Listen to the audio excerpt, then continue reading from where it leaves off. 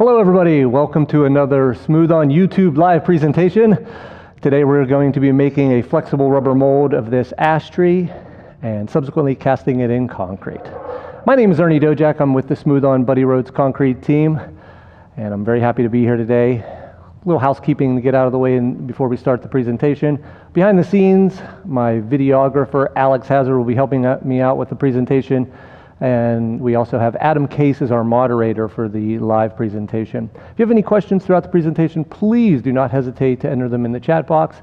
We'll do our best to answer them during the live presentation today. If you're watching this presentation at a later date, check the link in the description below. It'll take you to the Smooth On or the Buddy Rhodes website, and you can enter a tech ticket, and we will answer your question at a later time. So again, today we are going to be making a flexible rubber mold and casting concrete in it. So let's take a look at what we're going to learn today. What we're going to be learning today is how to choose the right rubber for making a production mold for concrete. And those are some terms that we're really going to want to remember. We're looking to make a production mold, and we are casting concrete. So when we get into choosing the right rubber, that is certainly going to be some details that we want to focus on. How to properly prepare our wooden model, and we're going to talk about the porosity of the model and how to properly seal it and prepare it so it's actually ready to have a mold cast over it. Proper mold making techniques for making a urethane block mold, and that's what we're doing today, which is called a flat back or a block mold. We're going to talk about the process of that, and we will talk about when we get into the concrete casting portion, we'll talk a little bit about the differences of integral colors going into our blend, and then topical colorants, our glazes, going on our cast at the end. We're also going to learn how to mix and pour Buddy Rhodes GFRC blended mix, and we're going to be following the SCC, or the self-consolidating recipe. We're going to be applying some Buddy Rhodes glazes for some finishing touches in the end, and we're going to segue with an intro into the concrete sealer and how to apply them for this specific project. What materials will we be using today? We're going to be using VytaFlex 40, Sonite wax, Universal Mold Release, Aquacon concrete release. We're going to be using the Buddy Rhodes GFRC blended mix, water reducer 555, the PVA 15 and 100 fibers. We'll be pulling some Buddy Rhodes signature sand pigment. We're also going to be using the Buddy Rhodes glazes and the Buddy Rhodes penetrating and satin sealer. So before we get started, a little note on safety. Throughout the presentation, you'll be seeing me wear safety glasses, dust mask when needed, and protective gloves when needed. So that is a note on safety. So without further ado, let's get into this project. Again, what we're going to be doing is making a flexible rubber mold of this slice of ash tree. And this is a piece of tree that my associate cut down for me in his backyard. And what we're looking to do is actually make a flexible rubber mold and then recreate the detail from the model into concrete and make some decorative pavers for a walkway. So we want to talk about our mold a little bit. Thankfully, our model is definitely relatively flat. So our model can be placed on a piece of melamine, and we can start to build a mold containment field around it. So that's going to be the theory of making a flat back or a block mold. It's nice that we have this piece of melamine, and we're able to place our model right on here and start to build a mold containment field around it. Before starting any good project, you want to think about the end. What are we looking to do? If you think about the end, I want to have as many of these reproductions made in concrete, capturing the detail for a walkway, for a garden, to sell them in a statuary business. So we want to think about what our model is, and our model is a relatively dry piece of porous wood. So we're going to be getting into some notions of sealing it in a moment, and how we seal it and why we seal it and what we seal it with, and preparing the model prior to mixing and pouring our liquid rubber over top of the model. So with that being said, I mentioned some key terms there: production and concrete. So we want to think about what material we're going to be using. Within the Smooth On world, two of the most common mold making materials are going to be choosing from the silicone line or the polyurethane line. So let's take a look at why we're choosing VytaFlex today, which is a polyurethane, and not choosing a silicone. So first we'll start with the advantages of silicone. Yes, they have the best release properties of any mold making material. They have high temperature resistance and high tear strength, and they're also very elastic. And they are resistant to the acrylic polymers that we're going to be adding in our blended mix. Well, it's actually already added to our blended mix. The unfortunate disadvantages when working with silicone is going to be the cost. They're going to be just a few more dollars than a polyurethane. And the idea of this is a production casting mold, and we want to keep our costs relatively low. Another issue when working with silicone is it does require exact measurement. So you may need to use a gram scale, and we're going to be talking about a term in a minute called mix ratio. So there's some odd mix ratios with a lot of silicones. They have a high viscosity that can actually necessitate vacuum degassing to eliminate the air bubbles. And since we're adding plasticizer to this mix, we have found that a lot of silicones can actually absorb some of the plasticizers, and that actually will degrade the mold sooner than later. So we've sort of slid out why we're not using silicones. Let's take a look at the advantages and unfortunately some of the disadvantages and the things we need to take into account when working with polyurethane. Polyurethane, wide hardness range, and that's going to be a term we're going to be talking about in a little bit, is durometer. So there's a very high range of hardness for making a flexible rubber mold. Relatively low cost. We want to keep this in the production aspect, and we want to keep our costs down for our production. Convenient mix ratio. That's also a precursor to a term we're going to be talking about later, mix ratio. What's nice about the VytaFlex series, they are 1-to-1 mix ratio. We'll talk a little bit about that in a moment. Lower viscosity, no need to degas in a vacuum chamber when working with polyurethanes, and they also have high tear strength, and they are also abrasive resistant. The biggest disadvantage when working with polyurethane is going to be its adhesive nature and its adhesive qualities. You must apply a release agent when you're building your mold, when you're pouring your liquid rubber over your model, and you must apply a release agent or a form release when you're casting concrete. We'll talk about that when we get through the presentation. They can be very moisture sensitive, so you want to be very cognizant of the environment that you're in. You want to make sure that you put the lids back on in a timely manner when you're working with them, and that's also a key to our model. In this instance, our model is actually relatively dry, so we don't have to worry about any moisture harming the material that could cause cure inhibition in the rubber once it's cured. There is a limited shelf life, and they can be affected by oils and solvents. But with all that being said, we have decided that we're absolutely going to be using polyurethane for this project. It's going to be the best mold making material for making a production concrete mold and then casting concrete. All right, so got that out of the way. Let's get to our mold. So we are making what's called a flat back mold. So we're going to be building a mold containment field around our model. It's on a melamine base, and what we want to do is first inspect our mold, clean it. You want to make sure that there's no debris that's going to be on the side or in the little cracks and crevices of the model. Later in the presentation, you're going to see a few different models, and I'll talk about those in a minute. So each model that you work with may require a different type of cleaning or a different type of preparation. So you always want to be aware of what your model is. Again, going back to what I was saying before, thinking about the end of the project. How do you want this project to, what's the outcome you're looking for? So really you want to start off by cleaning the model, making sure that it's free of debris. You can see, unfortunately, with this piece of tree, we had some bark on it, but the bark was starting to be removed when we were cleaning it. So we're actually going to make a mold without the bark, but then you're going to see some models later and some castings that actually have some nice bark detail on it. Okay, so we have got our model relatively clean, and now what we want to do is secure our model. And since we have this melamine base, we're actually going to be doing that.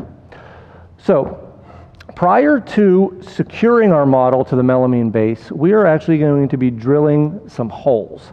These holes at the bottom of our melamine base are going to allow any air that could be trapped underneath our model to escape through these bubble trails.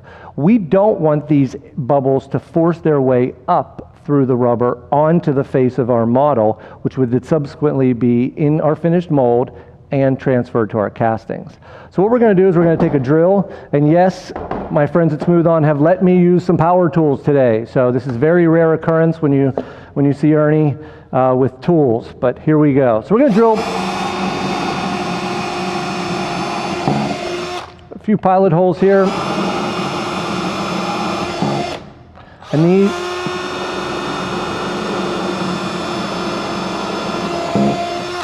and just a few holes to allow for the air to escape. Now,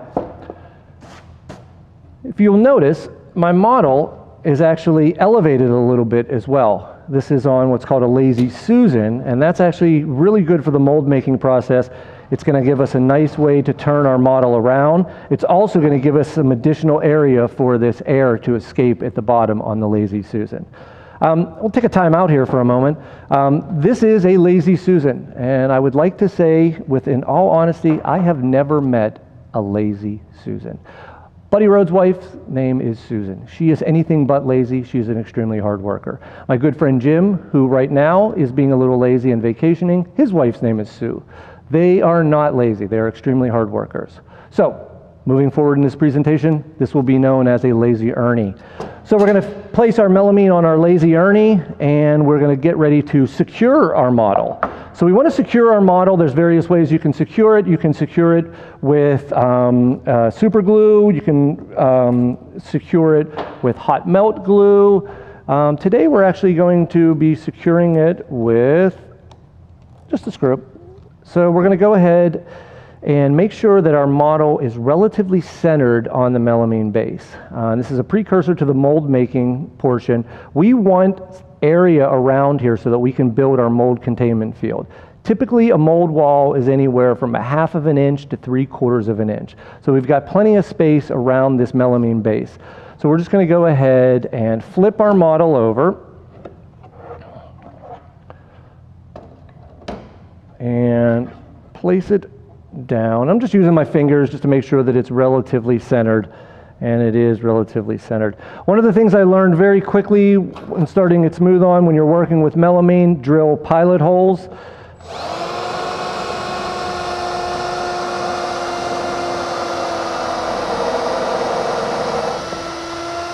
I'm actually using a countersunk bit here so that we have a nice level model at the bottom. The reason I say drill these pilot holes is melamine is effectively just a particle board, and it will split if you just try to put a screw in there. I learned that the hard way when I first started here at Smooth On. Part of my job interview was to make a melamine bird, basically a birdhouse, a box. I failed miserably. Thankfully, my charm and wit got me the job.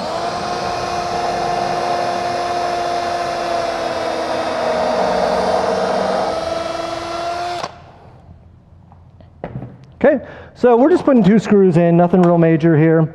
Again, you could secure it with some glue, but I think we're going to be fine with just a few screws. All right, here we go. Perfect, perfect. Relatively centered. We've got plenty of room here to build our mold containment field around here. We've got our model secured on a melamine base. We've got air holes. We've got it secured. It is resting on a lazy Ernie.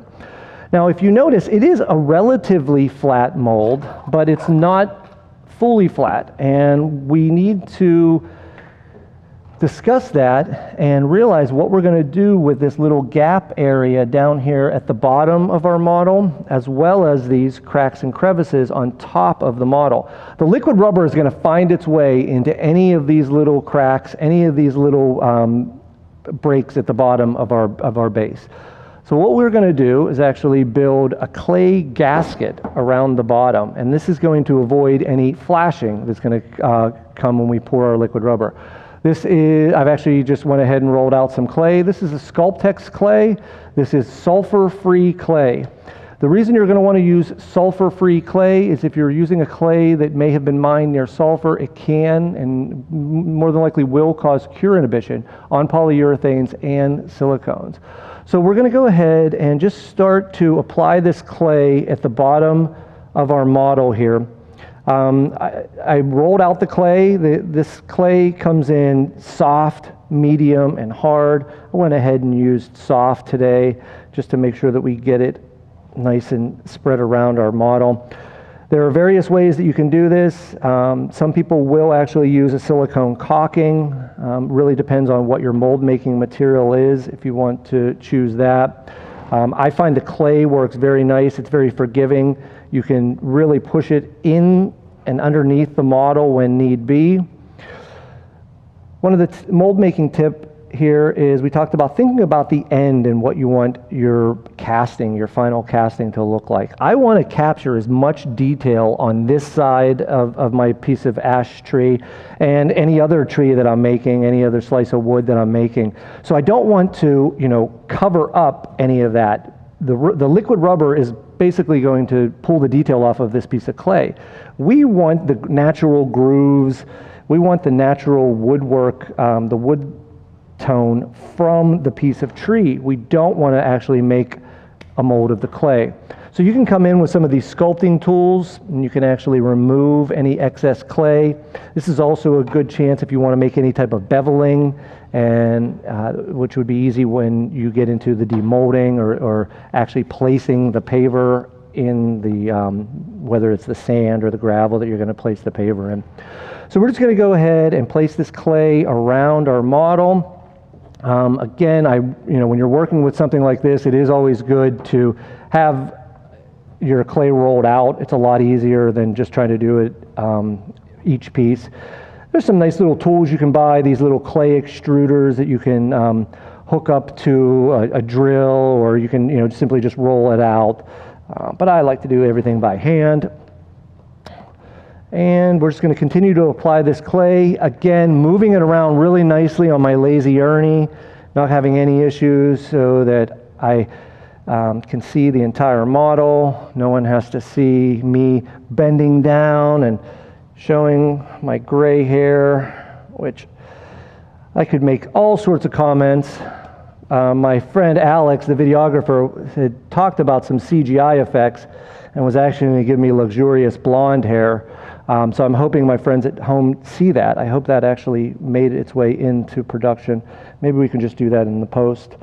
So again, just building this bevel, this clay gasket, if you will, around the bottom of my model. Now again, this could take a little bit of time. One of the things when you're making a mold is you want to take your time making a mold. This is a live presentation today, so for camera's sake, we're going to cooking show style it at times, you'll see.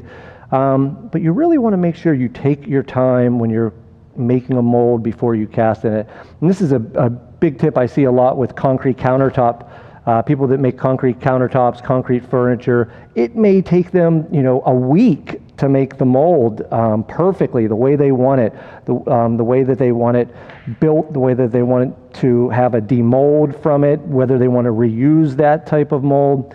So it may take them up to a week to make the mold, design it, and then simply, pour concrete or spray concrete into it and be done in almost a day with the casting portion.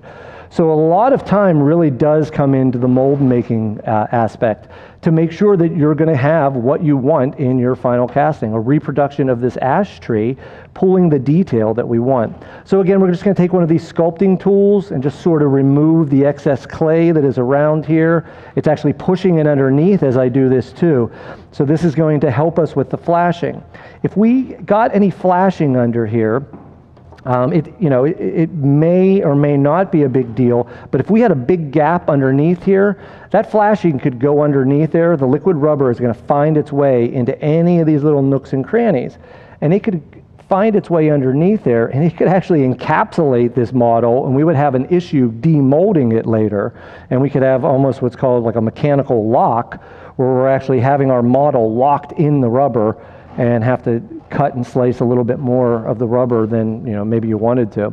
Not inevitably, but there's going to be flashing at times when you make molds. The liquid rubber is going to find its way into any little nook and cranny, like I said. So typically the flashing can just be cut with a knife, an X-Acto razor. But if it's completely encasing the model underneath, you're going to have a hard time removing that.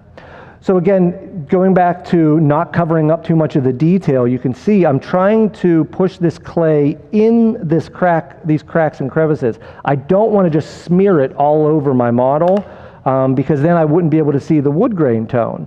And when we get to the glazing later, after we cast some concrete in this model, the glazes, the Buddy Rhodes topical glazes, really accentuate the wood grain tone.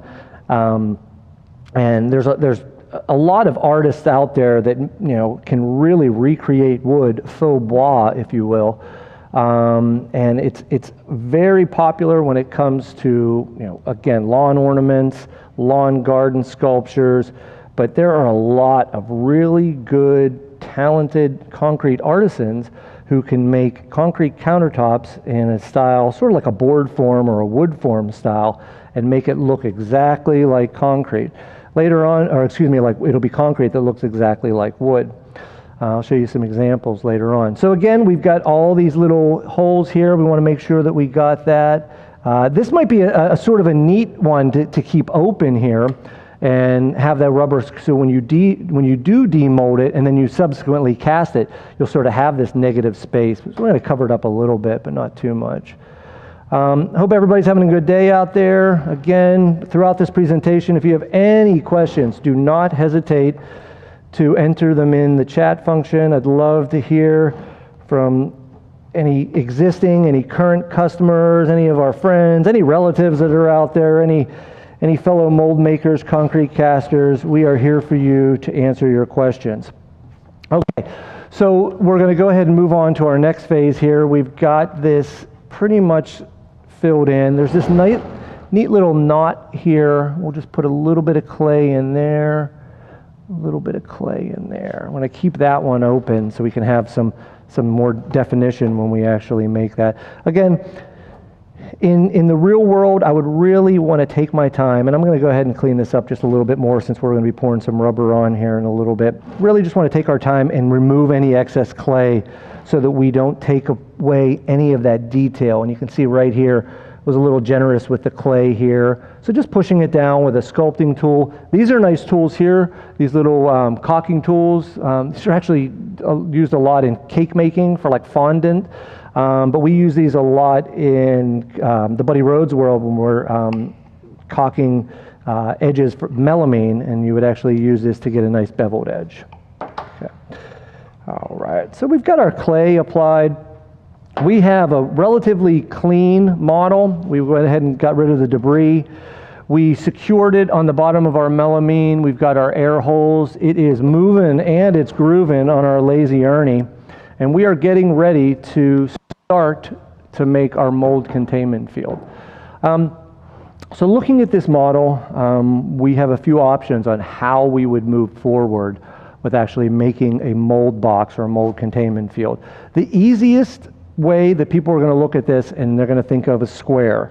And what I could have done, and we'll just use these sticks as an example, I could have built melamine walls around my box, around my model, and have effectively just built a box.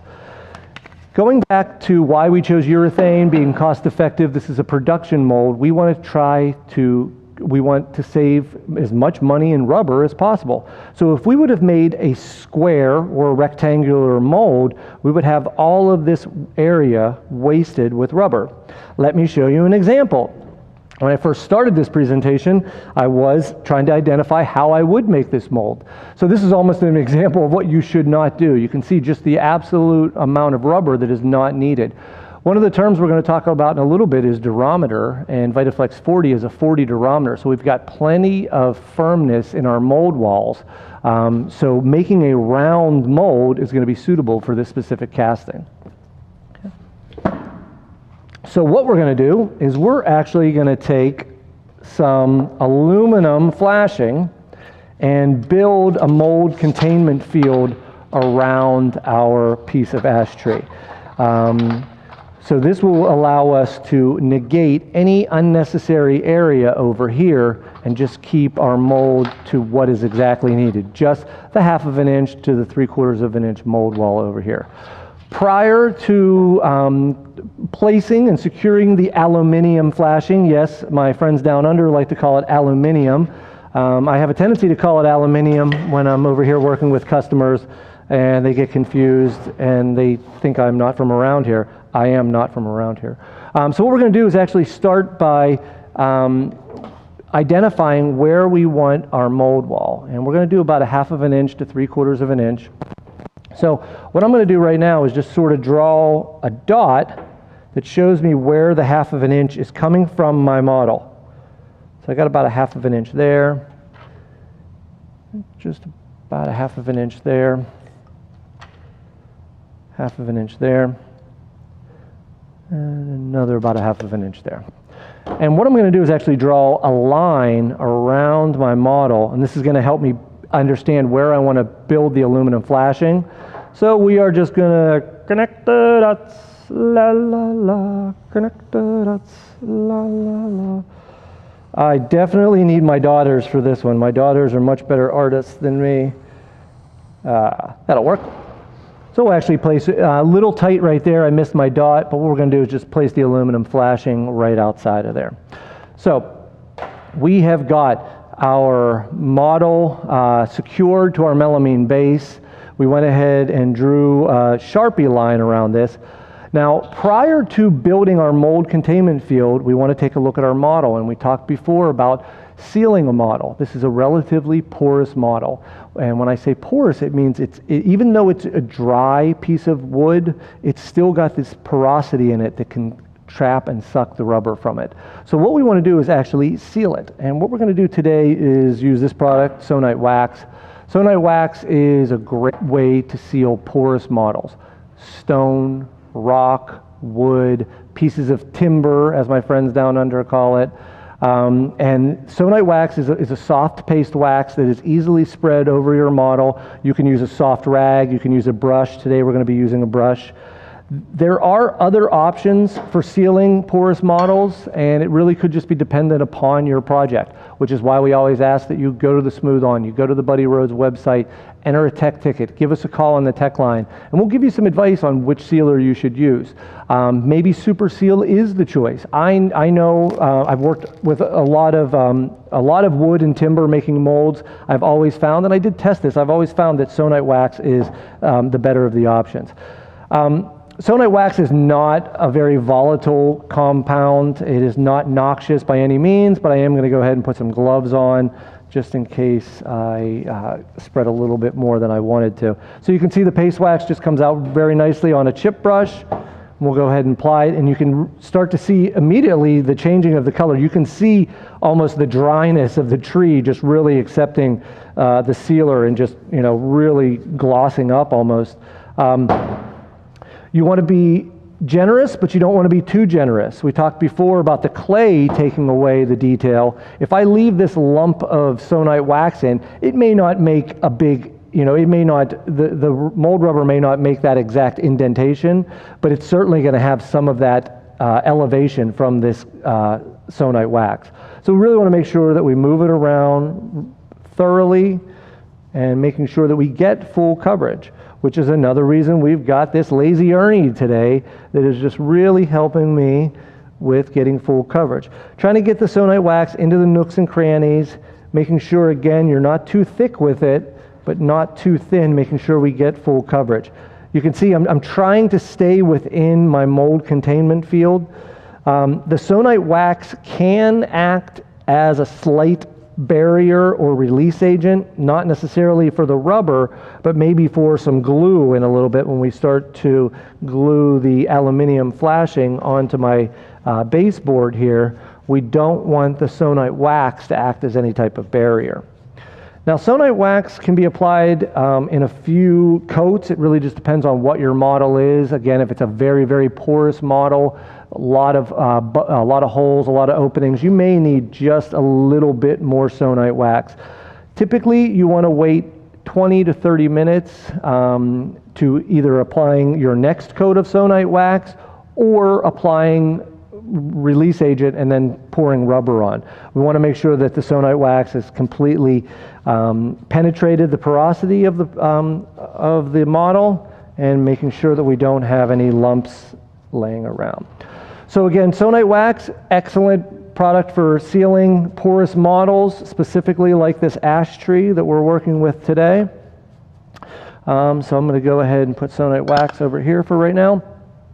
So again, 20-30 minutes is a really good time to wait prior to going to the next step.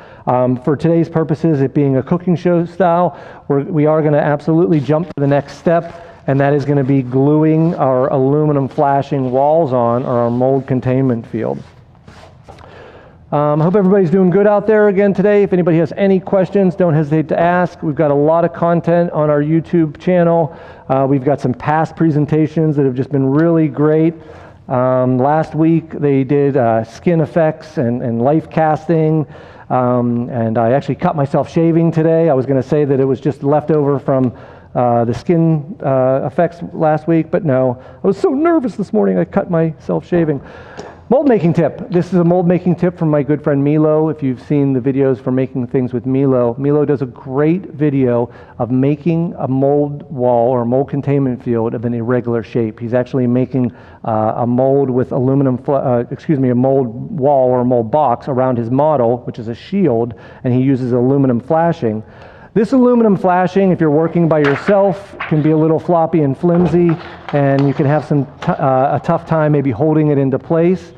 So Milo, through the power of his YouTube video, taught me this nice little tip of actually gluing, whether it's a piece of melamine, and what I just did was cut up some paint sticks here, actually just gluing buttresses, where they're going to just hold my mold wall in place. This is a relatively common practice when you see people making concrete countertops, when they're making very large melamine forms. They'll put additional support on the outside of the melamine form to ensure that the concrete doesn't push off on the walls. So you'll see this a lot when making melamine forms to subsequently cast concrete countertops in. We do that a lot. So you can do as many of these buttresses as possible, I guess, really, just as long as you can get the aluminum flashing in there. For today's purposes, I'm just going to use probably about 4 or 5 here just to make sure that we can keep it in place. And making sure that I don't touch the hot end of the gun. I can tell you some stories about some past employees that just didn't know the right end of a hot glue gun or a heat gun and where to pick it up. I thankfully do. So we're going to keep our glue gun handy because we're going to need that in a moment. And we're going to go ahead and get our aluminum flashing. When I already cut this is some 3-inch aluminum flashing. So again, thinking about how tall your model is, we're really looking for about a 1/2 inch mold wall on the sides. We're also looking for about a 1/2 inch mold wall on the top. So if, obviously I don't need to pour this to the very tippy top of the aluminum flashing, but if the aluminum flashing came below my model, then obviously we would have an issue with that. So what we're going to do is just going to start by putting a little bead of glue right at the tip of this buttress, and we're going to go ahead and start to feed this aluminum flashing around my model. Being mindful that this aluminum flashing can be sharp, so our friends at home, if you're working with this, please be careful not to cut yourself. I'm not saying I cut myself, not saying I didn't cut myself. Okay, so then what you can do is actually just go ahead and follow the flashing around with a bead of hot glue. So we're actually just going to go ahead and try to line it up as best as possible with our 1/2 inch, 3/4 inch mold wall Sharpie line that we drew there, and actually just go ahead and apply some glue. I have a tendency to go overboard with glue. Somebody said I've used as much glue on this project as they have used in the entire year so far in the large state of Rhode Island. I don't think that that is actually true, but I do have a tendency to go overboard with this hot glue because I really want to make sure my mold containment field, my mold wall, stays in place. I don't want it to come apart. And we're going to talk a little bit about that later when we get into mixing and pouring the rubber. And we'll talk about a term called pot life. And there's when you should walk away from a freshly poured mold.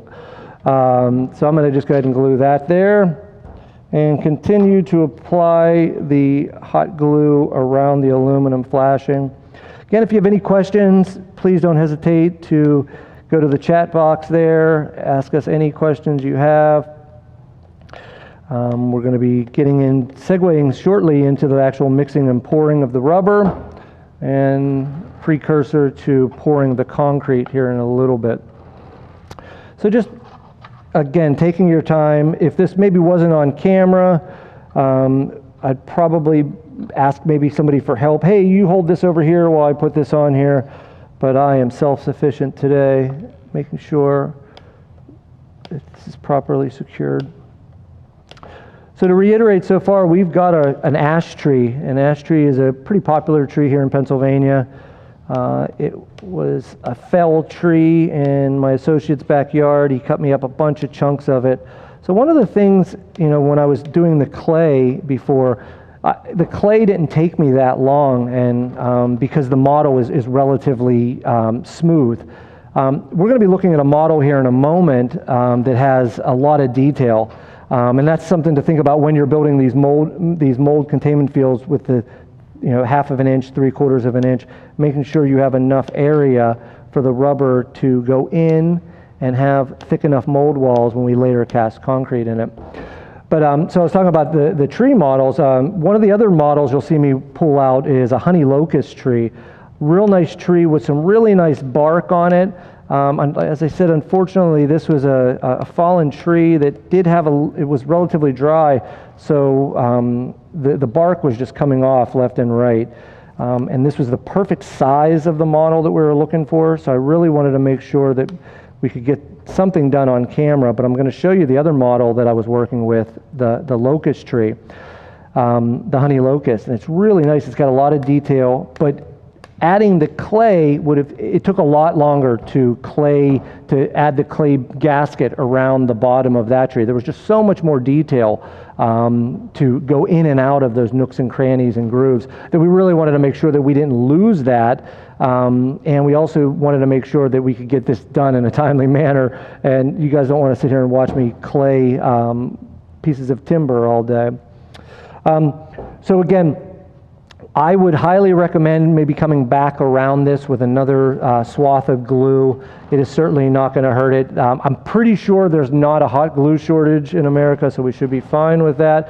There is a chicken wing shortage. I just got hit with a surcharge on chicken wings, so I'm not real happy about that. Okay, so to reiterate where we are at right now, we have got our porous tree model secured to a melamine base to make a flat back or a block mold. We've got air holes drilled at the bottom. That is going to allow any air bubbles to escape from the bottom, thanks to my lazy Ernie under here.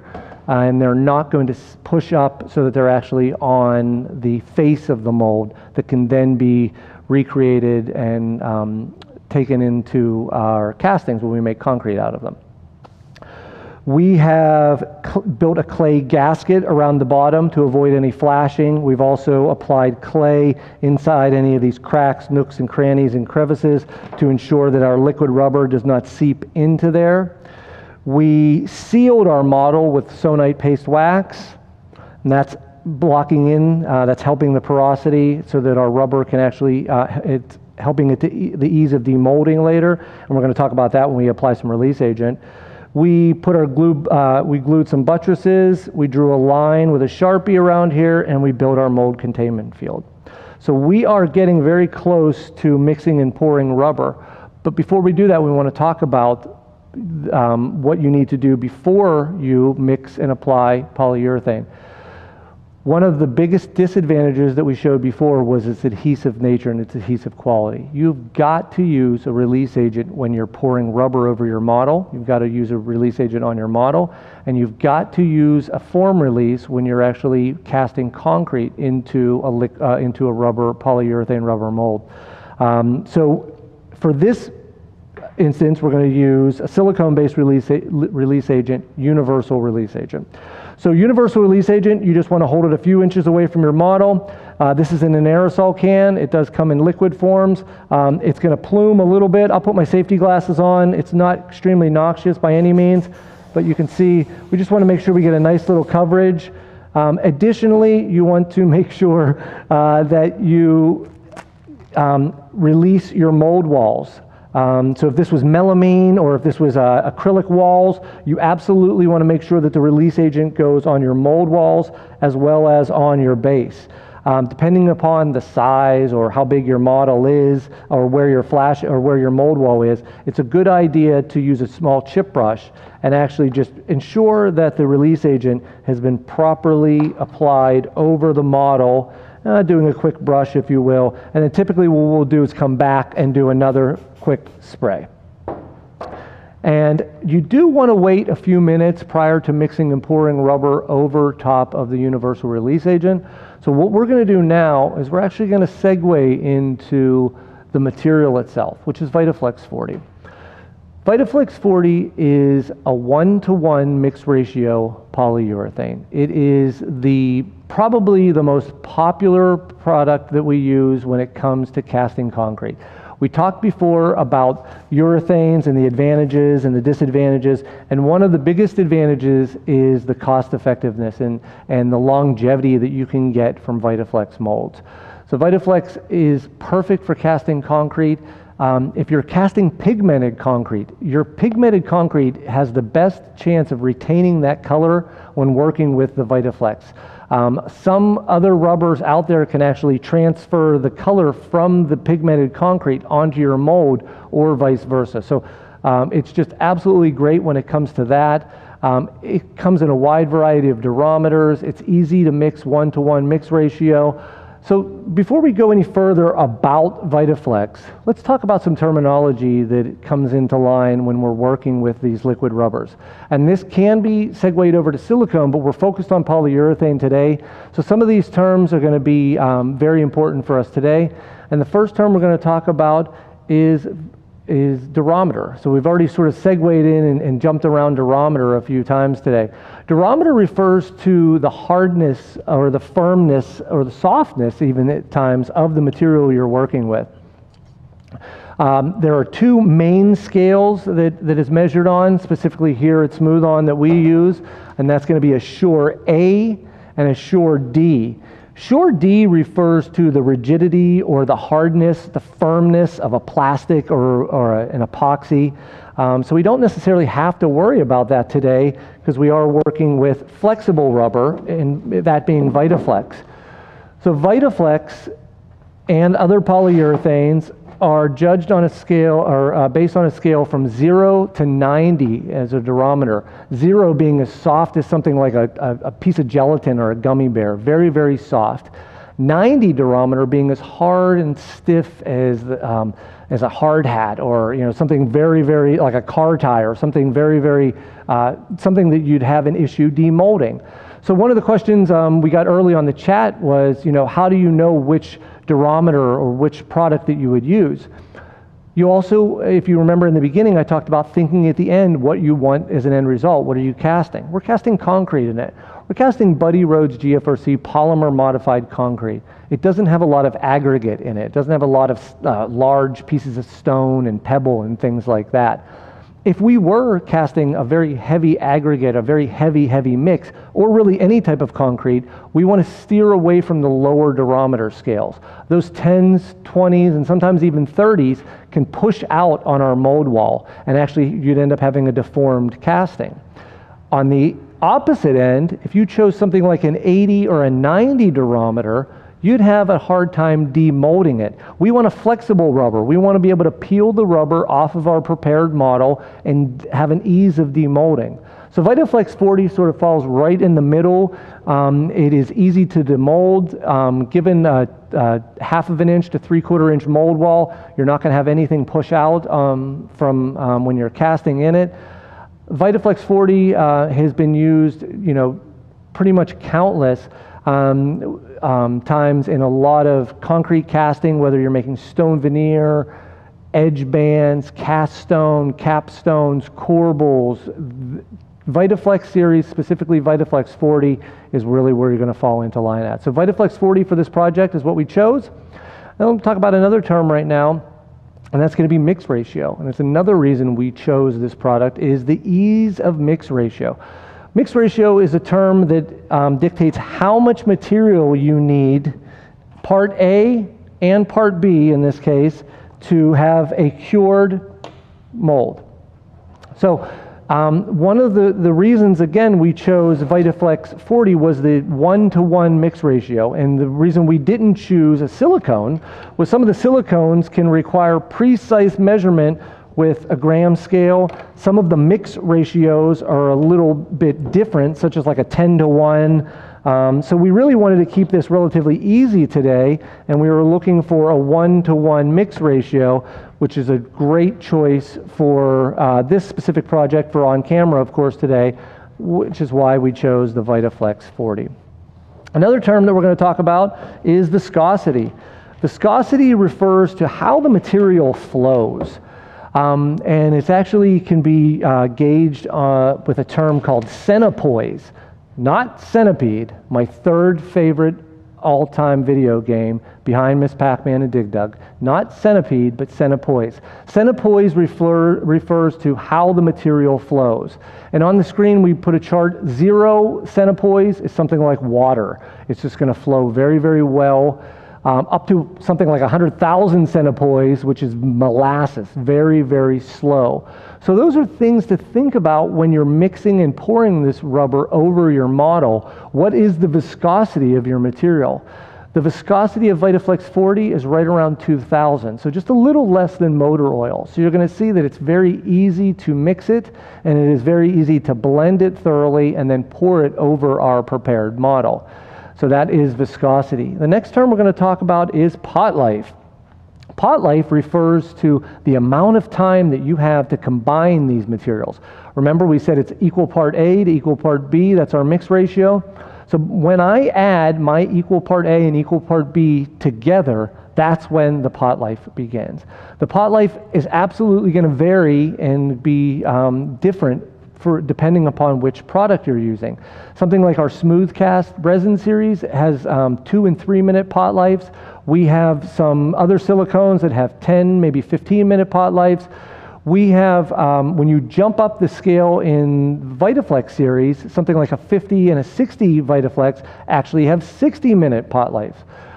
Anything 40, 30, 20, and 10 in the VytaFlex series is a 30-minute pot life.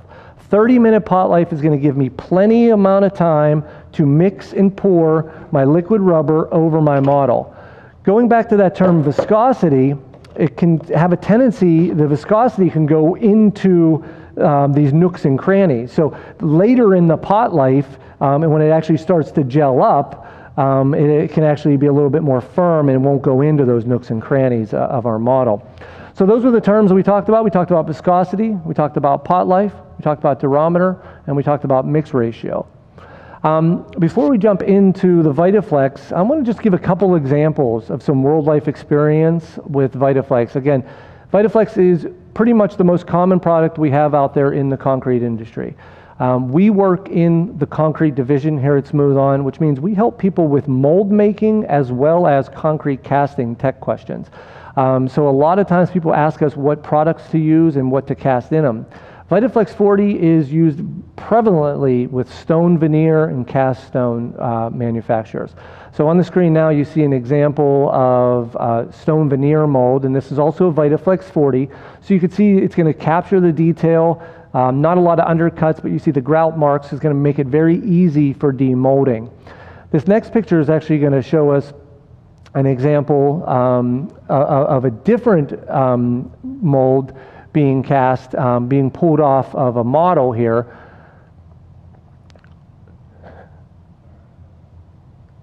So, but VytaFlex, again, a lot of cast stone, stone veneer, capstones, real large form liners. Here's an example of a stone veneer mold actually being pulled right off of some stone.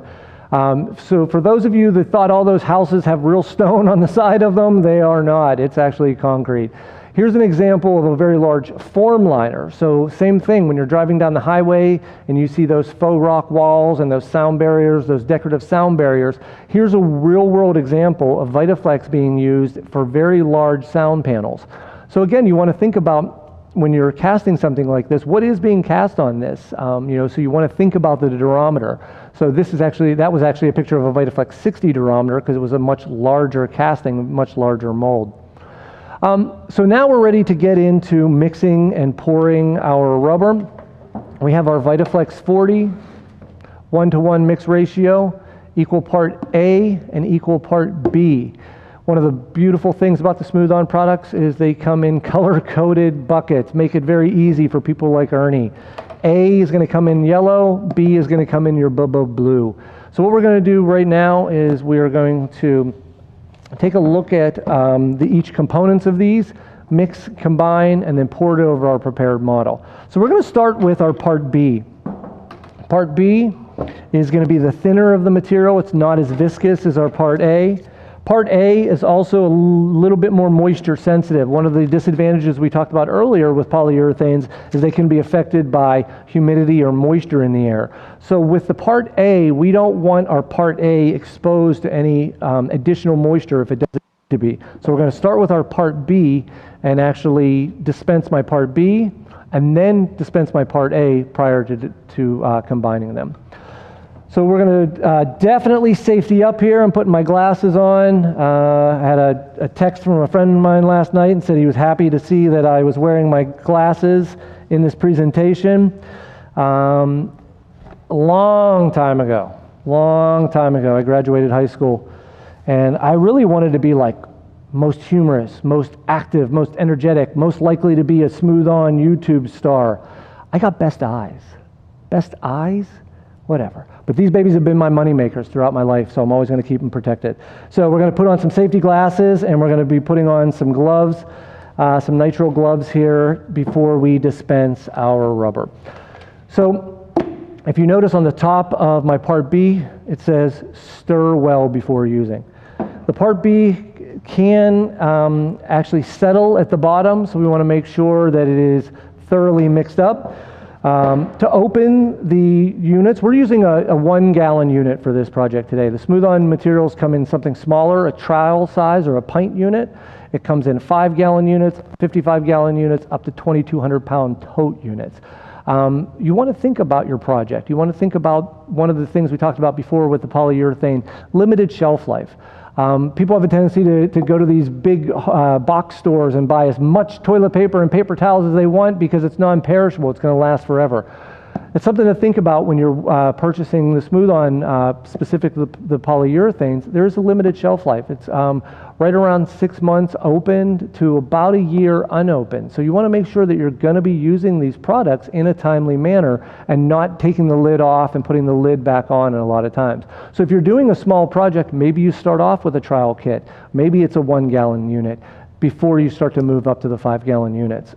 So we're going to start with opening our part B. This is a bucket opener. There's actually an FAQ on the Smooth-On website. How do I open these buckets? If you don't have one of these, you could be like some people I know and they just use their man hands and open these up. I have very delicate baby hands. Actually, I have old man hands now. So I'm going to use this bucket opener to open up the lid off of here. You'll see there's these little cut slots here. You can cut those to make it a little bit easier to open it up. Place our lid right there. So you can see this is our part B. We're going to go ahead and stir that up so that we can get any unblended material at the bottom of our part B. And just a nice little stir there. Okay. And we're going to go ahead and dispense this. Beauty of VytaFlex, equal part A by volume or equal part A by weight.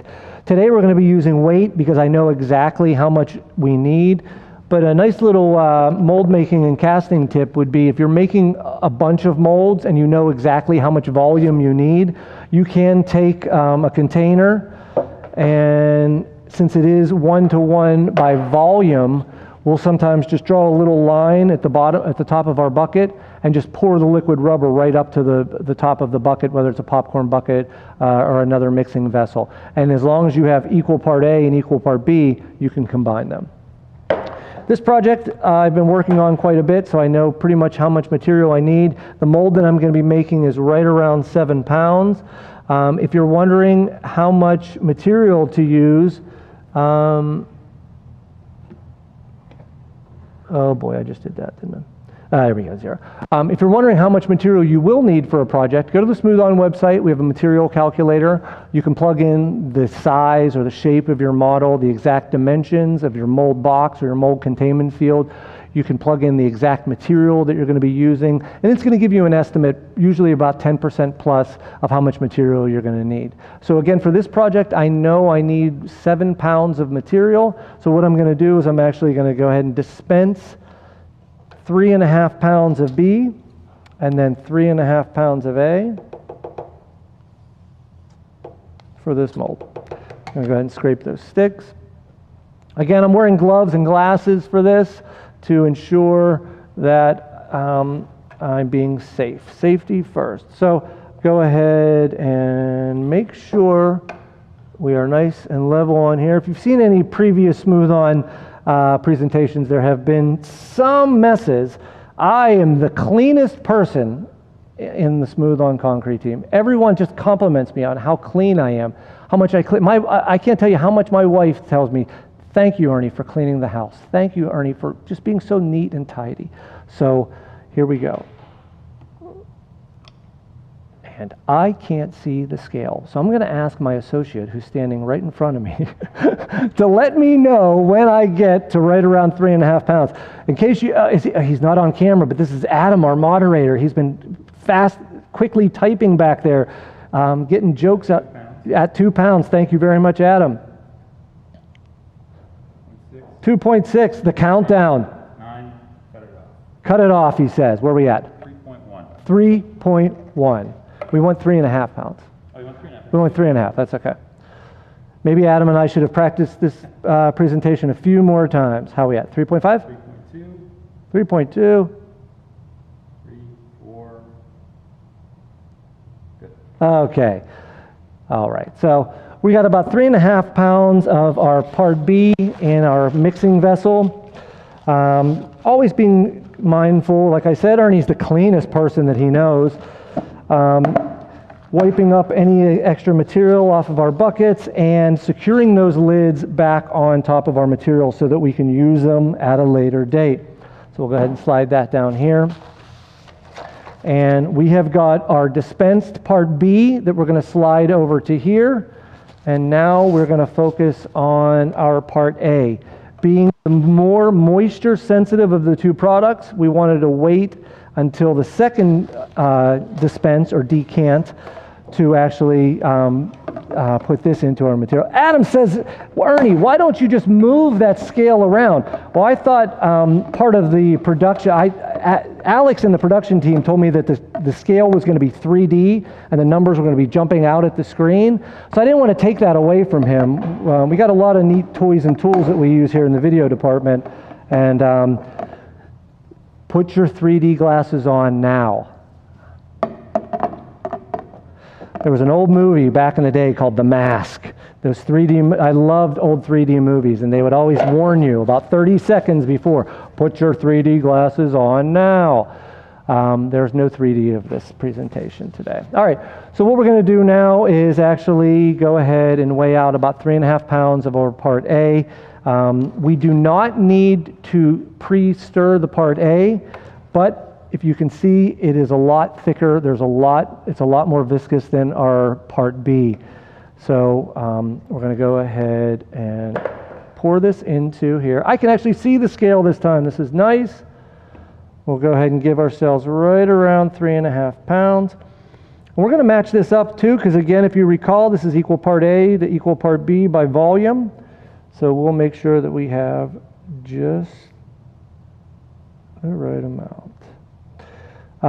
Mold maker measuring, batching out tip, always be mindful of what unit your scale is on.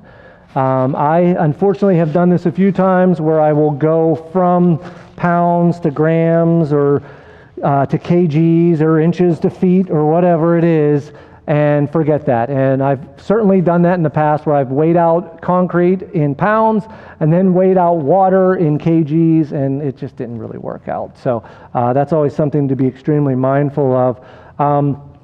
And that just reminds me of the metric system. And I will do my best to transfer these into the metric system on camera, but that's what these people behind the scenes are for in the chat box. So we use the imperial system here. I was over in London last summer, and there we go, perfect.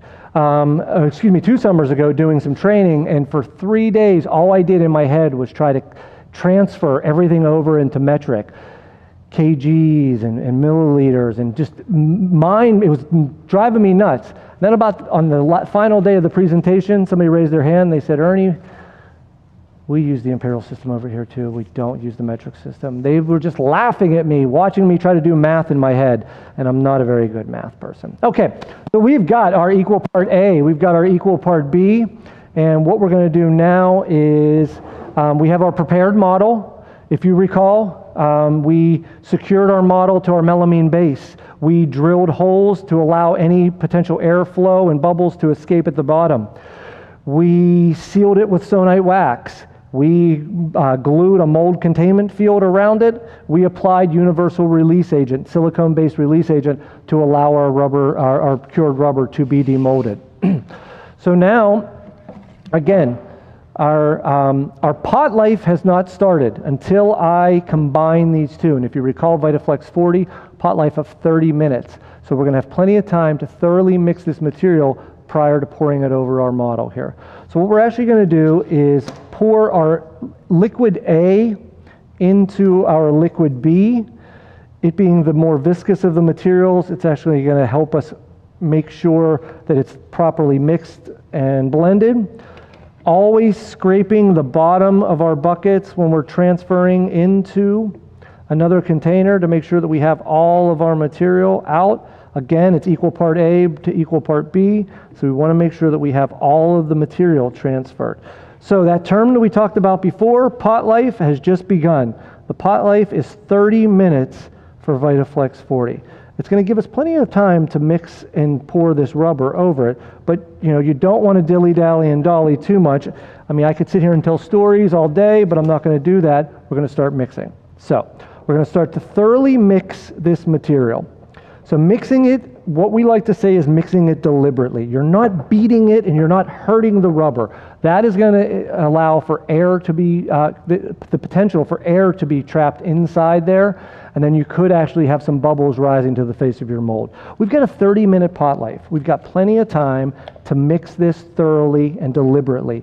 Mixing it around, scraping the sides of our container, scraping the bottom of our container, making sure that we have everything thoroughly mixed and blended. So that's another reason we're using these clear containers today. So you can actually, if you see it at the bottom of this clear container, you can actually start to see some material that has not been blended very well. So we really want to make sure that we scrape the sides and scrape the bottom. We recommend that you mix this for around 3 minutes. So again, 3 minutes in a 30-minute pot life, no problem. If you start to, anything in a gallon, pint unit, anything this small, very easily hand mixed with a paint stick or some type of flat mixing tool. If you get to anything larger, maybe like a 5-gallon unit, you can start to use like a turbine mixer with a drill. You do want to be mindful not whipping too much air into that. And then if you get to even larger containers like drums and tote units, we sell a machine called the Easy Mix meter machine that actually dispenses rubber 1-to-1, and it's used in a lot of large formliner companies. So that's a pretty neat thing. Again, take a look at the Smooth On and Buddy Rhodes YouTube channels for all those videos. Now, some people would say my material it's completely blended. Let's just start pouring it over the model. At Smooth On, we like to employ the double mix method. So the double mix method is going to ensure that I don't have any unmixed material at the bottom of this mixing vessel. So what I'm going to do is just take my first stick here and just scrape it off, make sure I have everything off on here. And I'm actually going to transfer this in to a new clean mixing container. We want no striations, hesitations, or variations. And you can sort of start to see there is some unmixed material right there. So we did not want that. That could tend to have cure inhibition in our mold. If it does cure, it may not cure to the full strength, the full durometer of a 40. So we want to make sure that we get all of this material transferred from our first mixing container, scraping the sides, scraping the bottom, into our new clean mixing vessel. I get it. Buddy picks on me a good bit about, we have a tendency to just use a lot of popcorn buckets and overuse buckets here. We want to make sure our molds are successful when they're being made. This material, a lot of people, whether you're a DIY, production, new person to this, you don't want to waste money. You want to follow the information that's given to you. That's why each smooth-on product comes with what's called a technical bulletin. Technical bulletin is going to lay those terms down that we talked about before: viscosity, mix ratio, pot life, and you want to be very mindful of that. I get what it's like to have, not want to use a fresh, clean bucket right now. I travel around a lot to see customers and visit different concrete countertop customers, stone veneer customers, and sometimes I'll say, hey, come on out to the van. I have a hat or a margin trowel, or maybe even a small trowel kit of something if you're a good customer. And then sometimes I'll have some yellow and blue buckets, and they'll be like, well, what are you going to do with those buckets, man? They'd never want my shirts or my hats or my margin trowels. All they want are my buckets. So I'm not giving them away today. All right, so right now we are thoroughly blended and mixed. Again, about 3 minutes we've mixed this deliberately, not whipping a bunch of air in. 30-minute pot life. We've got plenty of time to pour this over our model. To reiterate, our model has been secured. It has air vent holes drilled at the bottom. We have secured it. We have sealed it with sonite wax. We have applied universal mold release, and we have a mold containment field built around it. So what we're going to do now is the time that everyone's been waiting for, watching Ernie pour rubber. I hope everyone's having a good day out there today. We're going to segue shortly after this rubber portion into the concrete portion. So I've got my prepared model here. I'm going to pour my rubber out. Now, when you're pouring a flat mold or a block mold, you want to find, when you're pouring rubber over your model, you want to find the lowest point of the model. And the lowest point today is going to be the base of the melamine. You don't need to pour the material over top of the model. The material is going to self-level as long as our table is level. So what you want to do to eliminate additional air bubbles is pour it in a nice thin stream at the lowest part of the model or your mold box, and allow the rubber to find its way over top of the model. So again, I'm just trying to slowly pour this. Now, when you work with silicones, it's always a good idea to pour it in a very, very thin stream. But I've sort of taken this over when I pour polyurethanes as well, because it really does eliminate any potential for air bubbles. Now, again, I mixed it nice and thoroughly, deliberately, and slowly with a stick. I didn't use any mechanical force that can really put some potential air bubbles in there. But this is really going to ensure that I have the longest life of a production mold. I want it to capture the detail of the piece of ash tree. I don't want any bubbles or any foreign products inside here. So I'm just going to slowly pour this over. You can see that it's making its way over the model. Sometimes the rubber will make a neat little shape. The one time it actually made the shape of Australia, and I was hoping to give a shout out to my friends down under, but nope, today it looks like it's going to make the shape of possibly Florida. So I guess shout out to my friends in Florida today, and anybody that might happen to be at Disney World today. So slowly pouring this rubber. We still have plenty of time in our pot life, 30-minute pot life. We're maybe about 10 minutes into the pot life. So we've got plenty of time to allow this rubber to find its way over the model. And there goes our model. It's making a half a moon shape. It looks like a burrito. And it's found its way completely over. Perfect. And we want to make sure that we get all of our material out of our mixing container, because again, we don't want to lose any of this rubber that we've poured, that we've mixed, and we want to make sure that we have a, proper thickness of our mold wall. So again, we're looking at right around 1/2 inch to 3/4 inch mold wall, but that also goes for the top, or what's effectively going to be the bottom of this mold when it's demolded. So we're going to go ahead and make sure we get all that out of there into over our model. So there's still a little bit in there. We could certainly scrape the sides here, get that out, but I think we're at a pretty good thickness. But we'll go ahead and put that in there right there. Perfect. That little dollop will do ya. A good way to test the depth of your mold is just to take a popsicle stick or a stick and identify, and we've got easily 1/2 inch there, if not 3/4 inch.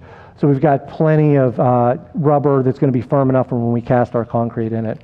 Mold maker's tip. Talked about this with a good friend of mine who used to work here. We poured a very, very large mold. It was a square mold containment box. We poured the liquid rubber into it. He said, hey, let's go get some sushi. We left to go get sushi. We came out, and unfortunately, that liquid rubber found its way out of a very tiny little crack in our mold wall. It was not watertight, and that's what you want, is this mold containment field to be watertight.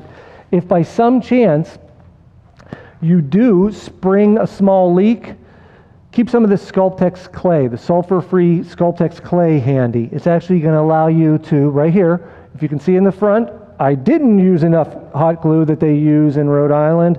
I actually am going to have to actually plug this up, and I'll build a small little dam here and just allow this to trap the rubber in. And the nice thing is, right around the 30-minute pot life, when it starts to gel up, it's not going to find its way out of there anymore. You can start to see any air bubbles are actually coming to the top of the mold. That's what we want. We don't want the air bubbles to be trapped at the bottom and into the face. We want them to come to the back of our mold. And we've got it pretty much secured. And again, using our lazy Ernie here, we're able to give us a nice 360 view. VytaFlex 40 cures at 72 Fahrenheit, 22 Celsius in 16 hours. So I'm glad you joined me today, because what we are going to do now is we're going to watch rubber cure. So if everybody could just sit back for the next 16 hours, we're going to go ahead and watch this rubber cure, and then we'll demold it later today. So if you guys want to get something to eat and drink, would never do that to you. So what we're actually going to do is I actually poured another similar mold off of a similar model yesterday. So what we're actually going to do is demold that. So I'm going to slide this mold. This can be a bit of a gingerly aspect here, and we want to make sure that typically we'll recommend that you don't move the mold when it's still in its liquid form. You want to make sure that it gels up. But I'm a professional. I've been doing this for a long time. So I'm going to go ahead and just slide my mold right over here. My recently poured mold right over there. Okay. So we've got a mold that we poured over a similar model yesterday. I'm going to take this time to just clean up and say again, thanks to everybody who's watching our presentation today, making a production mold of a piece of wood and subsequently casting it in concrete. And that's what we're going to be segueing into in a moment, into the Buddy Rhodes concrete portion of it. So I've got a mold here that I cast yesterday. Very similar to what we had yesterday, or excuse me, what we had today. We have a melamine base. We have got these holes drilled at the bottom. We'll show that to you later. We have our buttresses glued here. We used hot melt glue. We used the aluminum flashing. This is a nice little tip that my friend Milo also taught me to remove hot glue. If you take just a little bit of isopropyl alcohol, it really loosens that up. And you'll see that in Milo's video that he does of making a mold of an irregular shape of a shield. And it just really allows you to help demold your mold box. Now again, you could be using a mold box that has countersunk screws. They may have brad nails in it. You might actually have to take apart your mold box. A lot of times people really want to try to reuse any mold containment walls, melamine if at all possible. So we'll just go ahead and pop this glue up here and peel that off.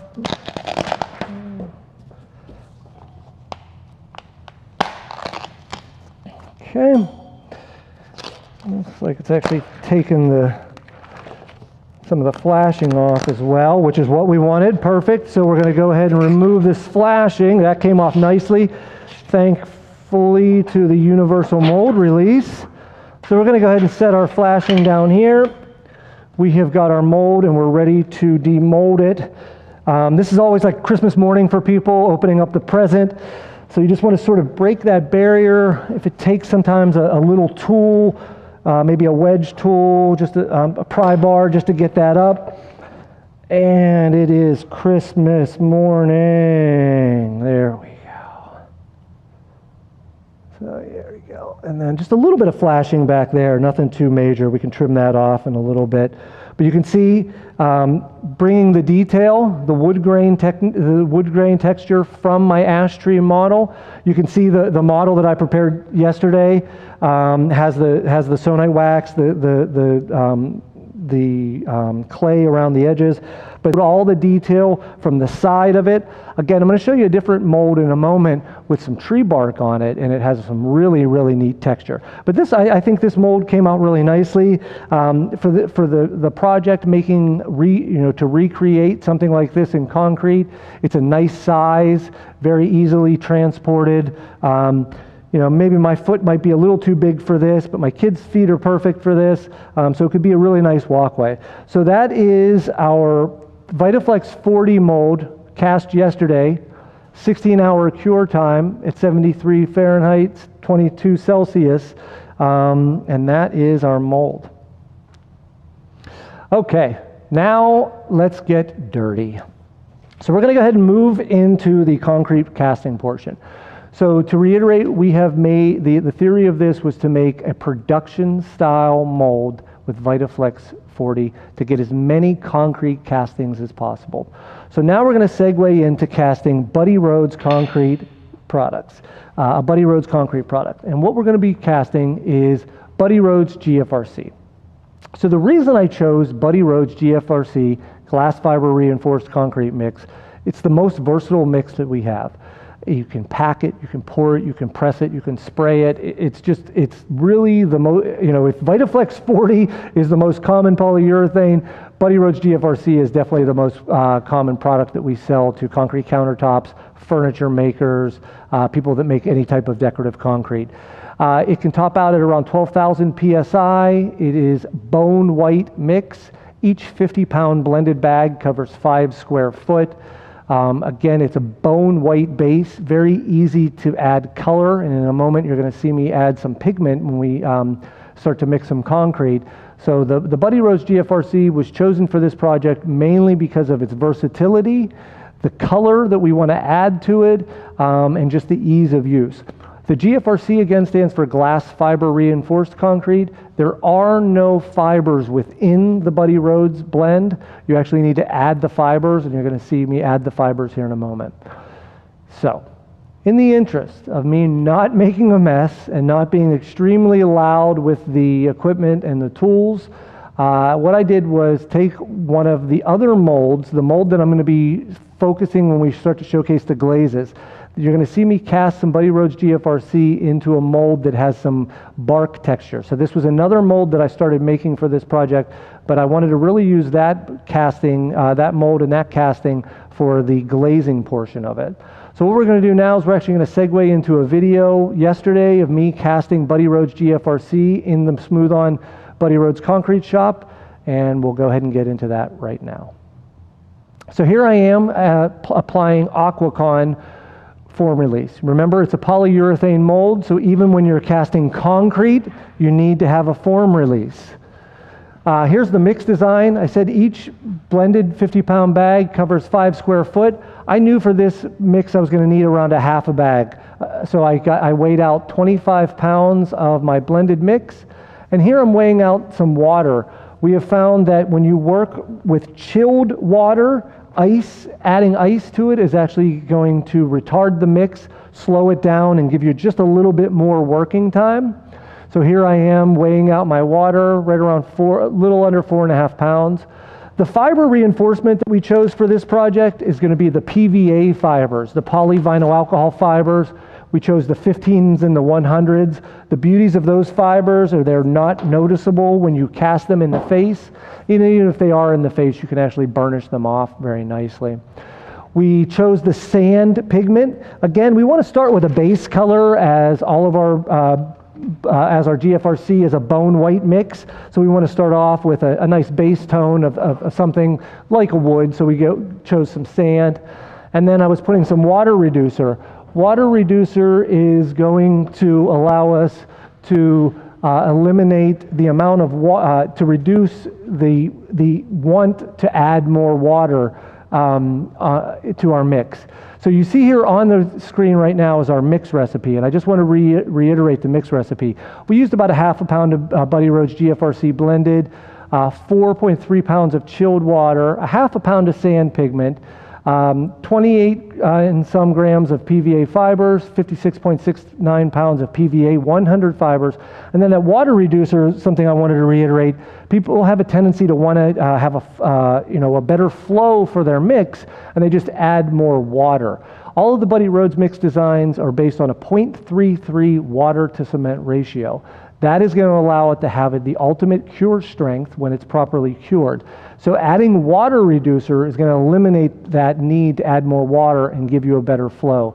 The water reducer we chose for this was water reducer 555. Okay, so now you're going to start to see me moving through the video here and actually combining my products here. So here I have my chilled water in a bucket. You can notice I have all my safety precautions on. I have gloves, glasses, mask. I put my signature pigment in the water and I actually disperse that a little bit so that it's properly dispersed in my casting. We're going to dump about 3/4 of the amount of powder that we need and mix that up. And the reason we do that is it's actually going to allow us to get the flow that we're looking for, and then if we need to add any water reducer prior to adding more of the powder. So now we went ahead and added the powder and just a little bit of water reducer. You can see I have an exhaust fan there taking away any dust, plumes, and fumes from the concrete. And I'm going to thoroughly mix the material. I have my concrete blend in here, I have pigment, and I have chilled water. So I'm going to thoroughly mix that, making sure that I'm going to get the bottoms, the sides. I'm scraping the sides and the bottom, very similar to what I did with the rubber before, making sure that we don't have any powder on the side of the bucket. Tap that and put that in there. Mixing it up a little bit further to ensure that everything is fully dispersed. And now we're going to add the PVA fibers. The PVA fibers are what's called monofilament fibers, so they're actually very suitable for SCC castings, and that's what we're doing right now, self-consolidating concrete. And they're going to actually break up nicely within that mix. AR glass fibers, you don't want to beat them up too much in the mix because you can actually harm them and actually break them. These monofilament fibers are perfect for this this casting. So you see me, I'm now testing the material to see what the flow is. With Buddy Rhodes GFRC and a lot of GFRC mixes, it's going to do that right there. It's going to stiffen up after a few minutes, and that's something called a false set.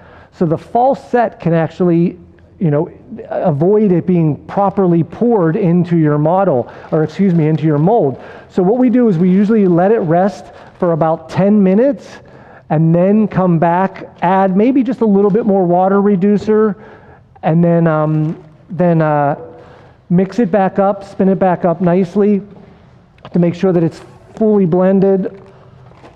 And here you can see I'm pouring it into my prepared model. When I say prepared, it's got Aquacon release agent on it. And we're actually pouring it on a vibration table.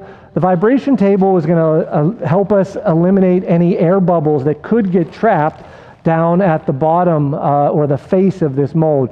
So I turn on the vibration table. If you don't have a vibration table, you can take a rubber mallet. Some people will take a palm sander, specifically if it's something like a melamine form. And you can actually hold that on the side of your melamine form.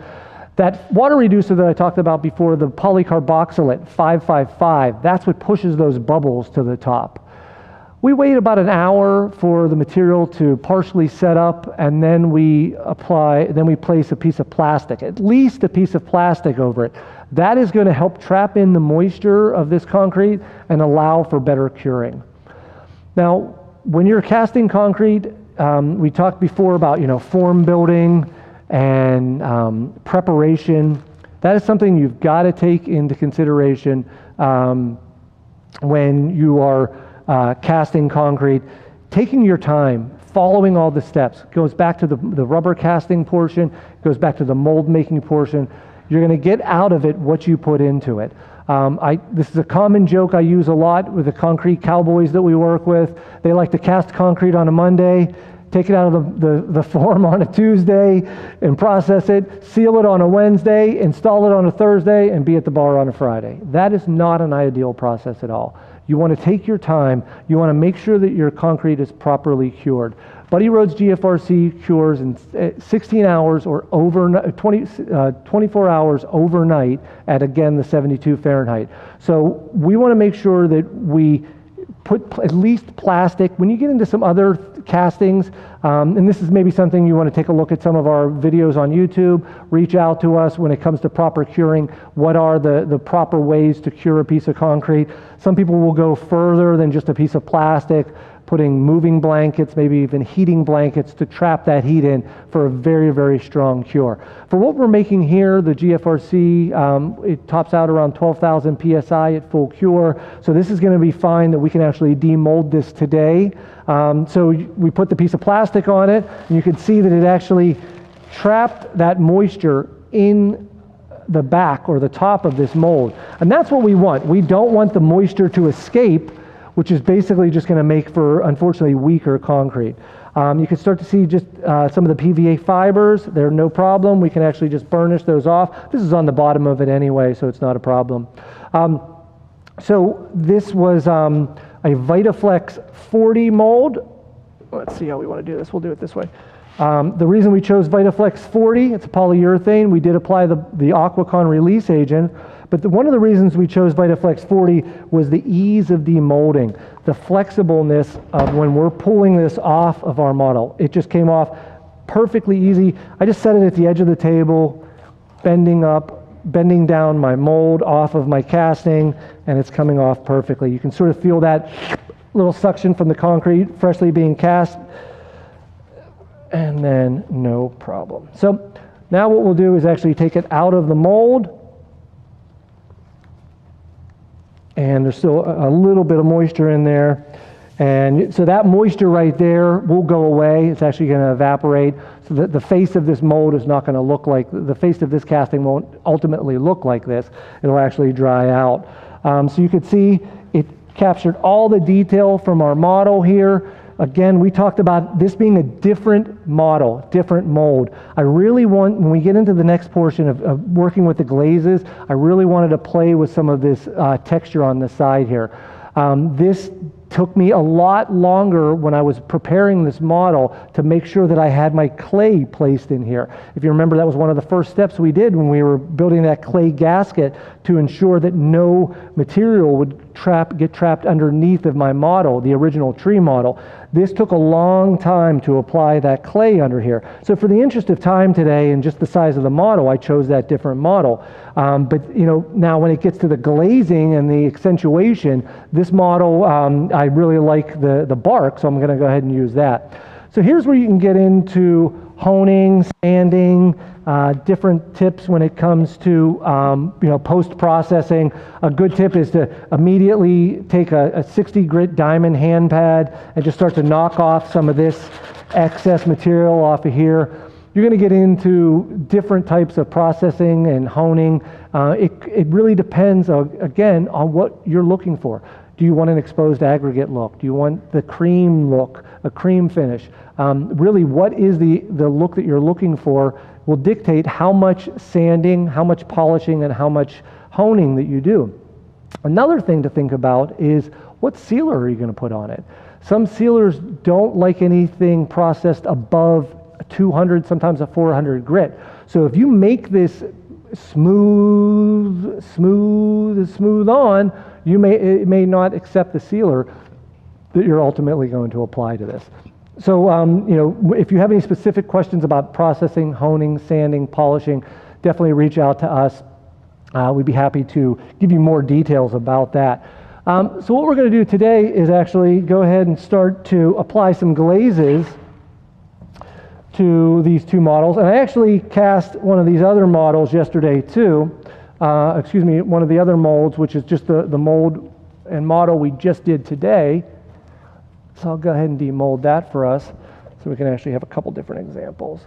So here is pretty much what the mold and casting would look like with that mold.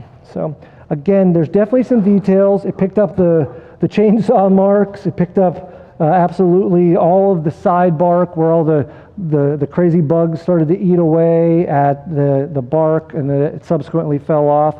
But you can see, without a doubt, the VytaFlex 40 rubber mold transferred all the detail from our original model into the rubber mold back onto the casting. Okay?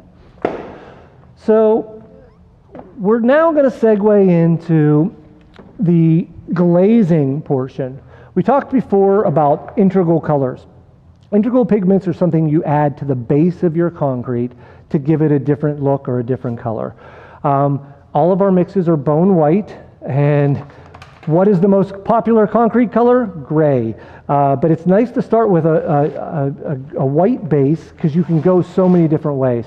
The Buddy Rhodes color wheel, the Buddy Rhodes pigments that we offer the signature and we offer the pure collection, and there's just almost endless results that you can get from those colors.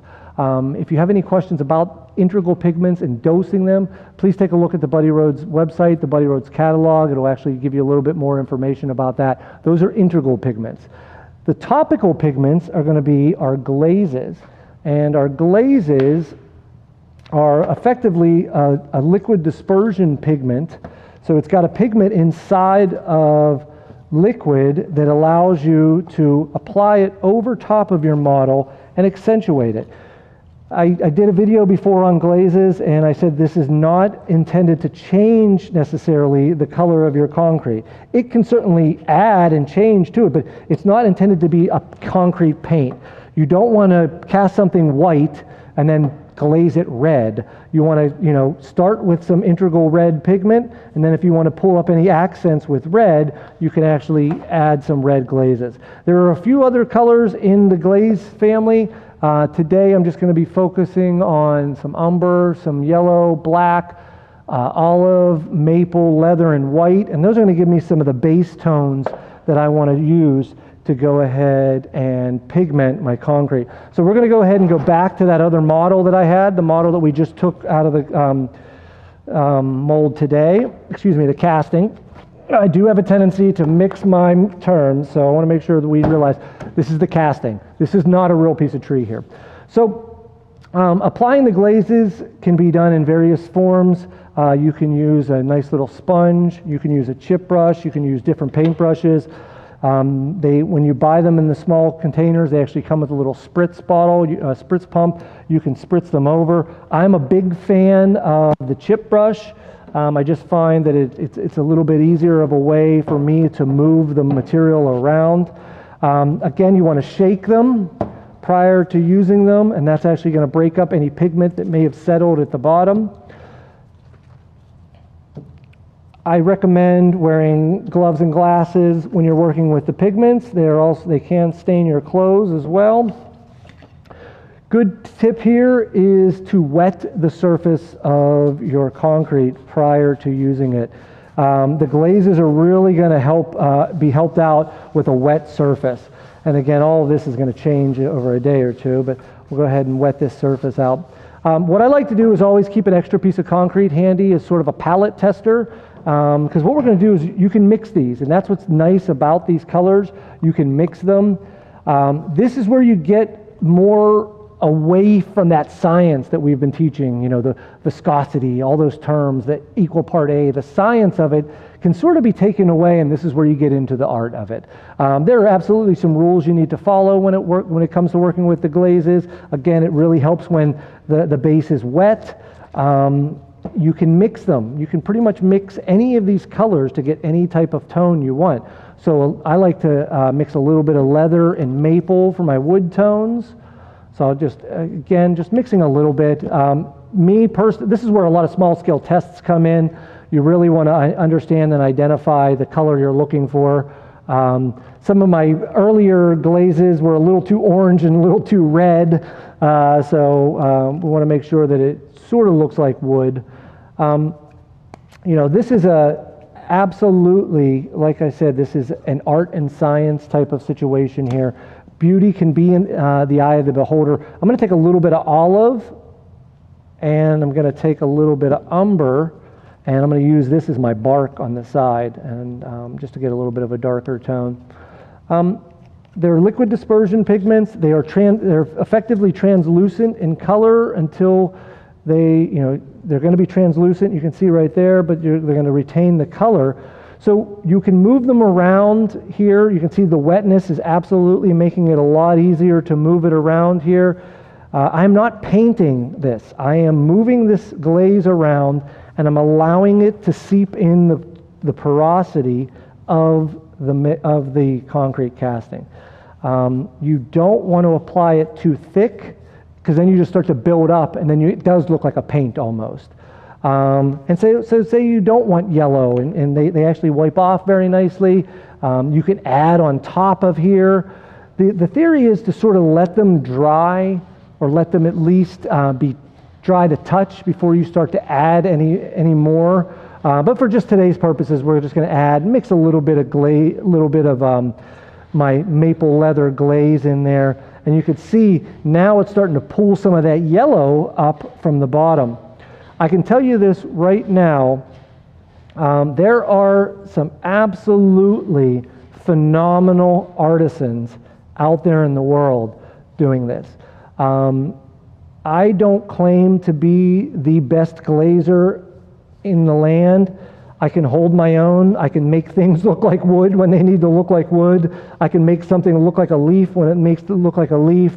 I can do these neat little antiquing things. I do that a lot when I work with the Buddy Rhodes GFRC, and if I do any planters, I love to accentuate with the glazes, and we've got a lot of planters here, and I did a project last year during the quarantine of applying some glazes to some pavers I had at my house.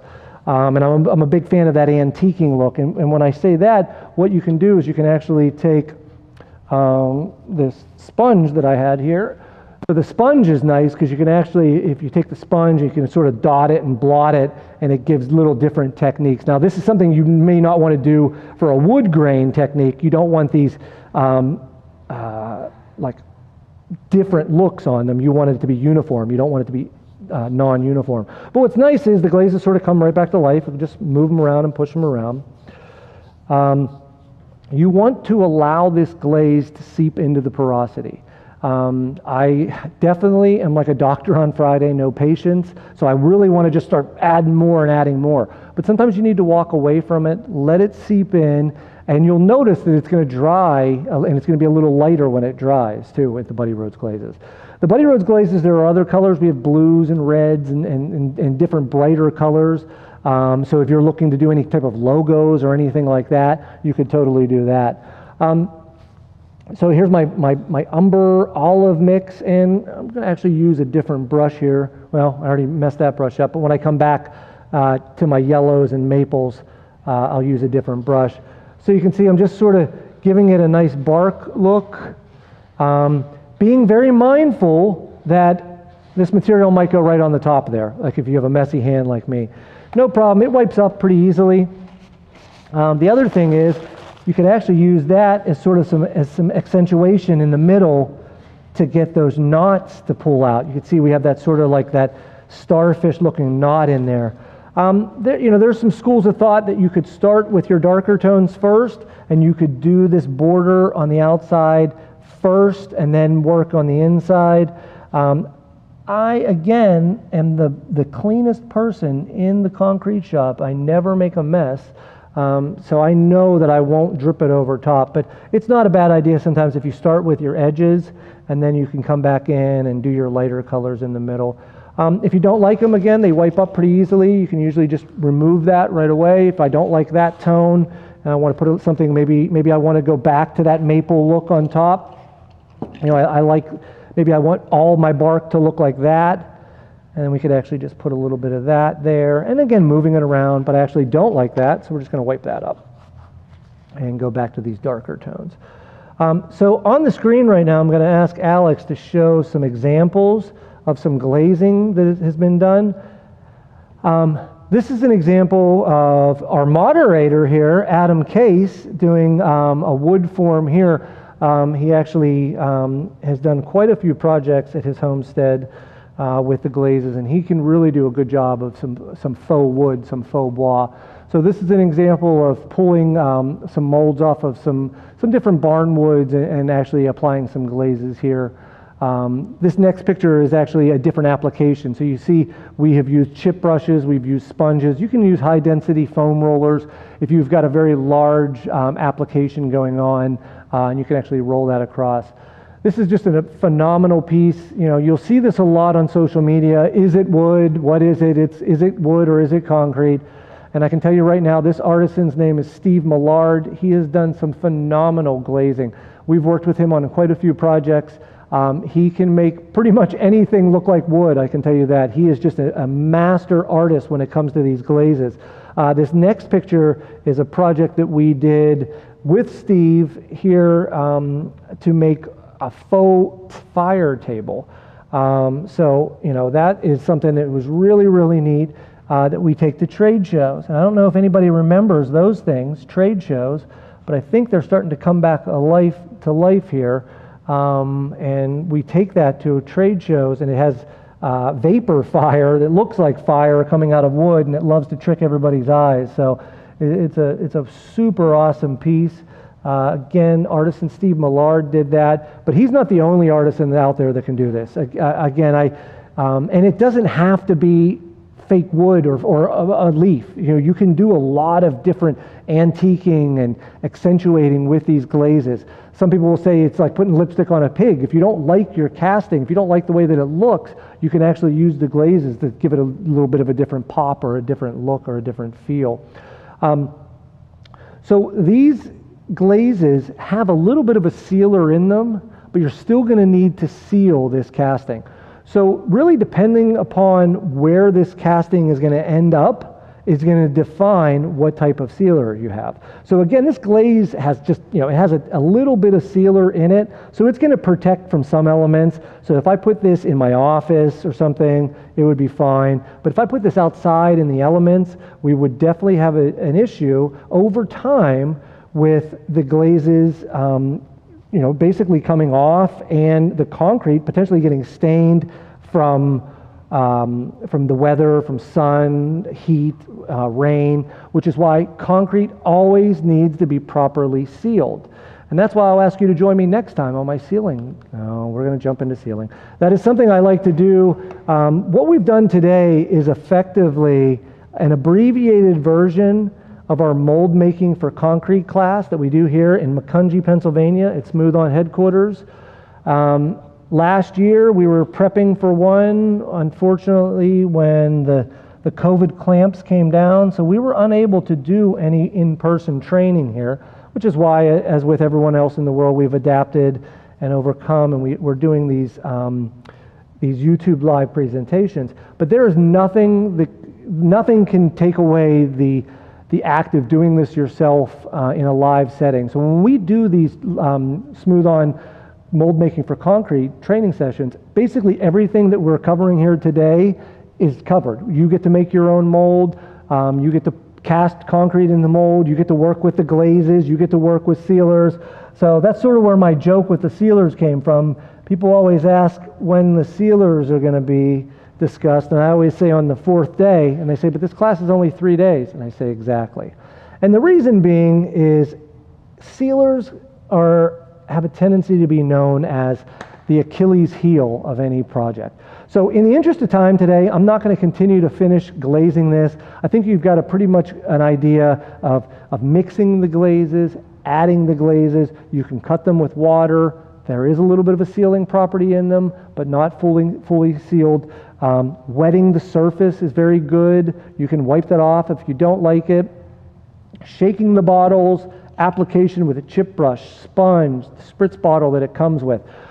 This is really the art side of this project. Again, when we do the mold making for concrete seminar, you can really start to see the people that are the true artists really come out when it comes to these glazing techniques.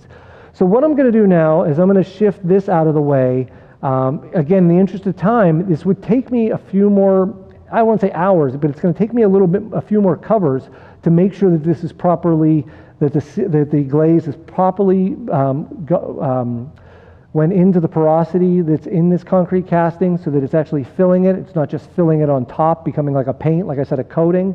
So you really want to come back and do coats and coats. So after a while, this is actually going to lighten up a little bit, and I can come back with some different colors. So what I'm going to do now is move this casting out of the way, and I'm going to bring in one of the other castings that I made yesterday, and we're going to segue nicely into sealing. So as I stated, sealing is known as the Achilles heel of any good concrete project. I said before, you're going to spend all this time working on a proper mold, forming it up, getting everything the way that you want it to look like. You're going to spend time on getting your concrete properly mixed and applied, whether it's pouring, spraying, packing, pressing. And then you're going to follow everything with proper curing, making sure that everything is done properly. And if you choose the wrong sealer, or if you don't properly seal something, unfortunately your project is going to have a tendency to fail. And when I say fail, it could be a stain, it could be what's called blooming underneath the surface where watermarks actually come up. You've got to take into consideration what you're casting, how you processed and cured it, what is the end result? Where is this going? Is it inside? Is it outside? Is it in a commercial setting? Is it a residential setting? Is it pigmented concrete? Is it white? Is it gray? Is it black? Is it a coffee shop? You know what I mean? I don't know how many coffee shops we work with that want white concrete countertops. That's awesome. But you've got to make sure that it's properly sealed. And just with any product or with any sealer, it may need maintenance. It may need some attention down the line. There is a term that people like to use when it comes to concrete sealers: bomb-proof. There is no sealer that is bomb-proof, that is going to be that is going to repel everything: oils, Tabasco, cumin, mustard, beer, wine. You'll see these tests that we do, and they're you've got to identify what you want from the sealer and where this casting is going, who's using it. Is it in a kid's room? Is it in a room that's not used that often? So you may choose a different sealer. So I implore you to go to the Buddy Rhodes website, take a look at the different sealers that we offer. For this project, we're going to be using the Buddy Rhodes sealing system, the first two parts of it. The Buddy Rhodes sealing system is something that we call a simple sealer. This is going to be something that is going to need some maintenance over time. I used this sealer on some pavers that I put in my backyard last year. They're holding up fine. I used the glazes and I used the Buddy Rhodes satin sealer. I would say maybe by the fall I might end up having to put another coat of the satin sealer on top just to give it a little bit more pop, a little bit more protection. But as of right now, almost a year outside, no issues whatsoever. So the Buddy Rhodes sealing system is a three-part sealing system. It starts with a penetrating sealer. This penetrating sealer is going to seep into the porosity and protect it from within. The second step to the sealing system is the satin sealer. The satin sealer is more of a topical sealer, giving it a little bit of pop and some topical protection. You'll see I am going back to my safety here. I'm putting on glasses and gloves. Did not need to use a mask for this. There's nothing noxious about this. There are some sealers on the market that are like that you spray on, that you need to wear, full body armor suit, Tyvek suits and things like that. Think about that. If you're putting that on a concrete countertop that people are going to end up, living and breathing and eating on, You want to be mindful of what you're putting on your product, on your end product. So we'll start with a coat of the natural looking Buddy Rhodes penetrating sealer. Again, this is a 3-part system, penetrating, satin, and the third step that I didn't bring today is a optional beeswax. The beeswax is a beeswax puck that you can apply over it as more of a sacrificial coat. This is going outside. I wouldn't recommend using the beeswax puck on an outside application. So, you're fine with just using part 1 and part 2 of the Buddy Rhodes sealing system. We said this is a simple sealer. When I say it's simple, that means it's simple to apply. It also means it offers limited or simple protection. So you want to be mindful again of where this casting is going and what you're doing with it. So this was a piece that I glazed a few weeks ago. I properly cured it. And what we're going to do is just take a microfiber cloth, and you can put this material into a pump spray bottle and spray it on. I'm just going to simply dip just a little bit into my microfiber cloth, and all we're doing is wiping it around the casting, okay? Making sure that we get a thorough coat over it. As with most sealers, in this case, there's a mantra, thin to win. You don't want to build it up. This is a penetrating sealer. We want it to penetrate any porosity that we have in this concrete. We want it to protect from the inside to the outside of this concrete casting. So again, a few thin coats of this, wringing out our microfiber cloth and just moving it around. That easy. That's how easy it is to apply this sealer. The penetrating sealer. Penetrating sealer, you can typically do a few coats of it, maybe 1 or 2, waiting about an hour in between each coat, before you would then move on to the next stage, which is actually going to be the satin sealer. So typically you can do this in one day. If you do the penetrating sealer applications in the morning, you could come back in the evening and do a satin. I'm a big fan of just, again, taking my time. I'll have a tendency to do I'll do my penetrating on one day and then actually coming back the next day to apply my satin. So I'll go ahead and do the same thing. I'm just going to dispense just a little bit of the satin sealer, giving it a nice little shake. Pouring it into a small container. And you can see this, whereas the penetrating sealer was more of a translucent material, the satin has definitely got a milky white feel to it. So you're going to start to see that. I did use a clean rag. Using a separate clean rag, I used a rag for the penetrating, and I used a new clean rag for the satin. Again, nice thin coats, just applying it on here. And this is going to act as our topical sealer, our topical barrier for when this is put outside into the elements, into the sun, into the rain, into the shade, into Ernie's backyard with my dog, digging holes and going all over them. It is that simple. That's how simple it is to apply the Buddy Rhodes glazes, the Buddy Rhodes sealing system. The glazes, again, do have a slight sealing property in them, but they are not going to offer you the full protection. So I went ahead and I'll do a few coats, an hour in between of the penetrating, following it up with the satin sealer. Okay? Again, this is going to more than likely need some attention down the line, maybe a year or two. But again, maybe you want to choose a different sealer. There are other sealers out there that you can choose that are going to offer a much firmer protection, but you're going to have to get into different curing processes and different honing processes. For this project, this was a nice sealer to work with for decorative outdoor patios, again, pavers, indoor applications like I did with the succulent planters. These succulent planters and candle holders are extremely popular all over the market. So again, this had some Buddy Rhodes glazes and then the penetrating and the satin sealer applied to it. Okay. So that is going to about bring us to the end here today. We've covered a lot in this presentation. I want to thank you for joining. I'm going to go ahead and review a lot of what we've covered today. Again, if you're viewing this presentation at a later date, feel free to go to the Smooth On or the Buddy Rhodes website, enter in a tech ticket, and we'll be happy to reach out to you.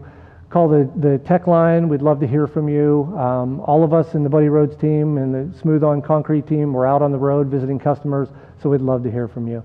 So let's review what we learned today.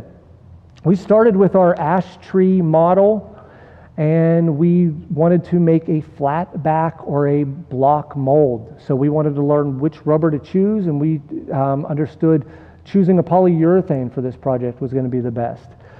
Also learning how to properly prepare and seal this model. As it was a very porous model, a dry piece of tree, we wanted to make sure that it was properly sealed prior to pouring any urethane rubber over it.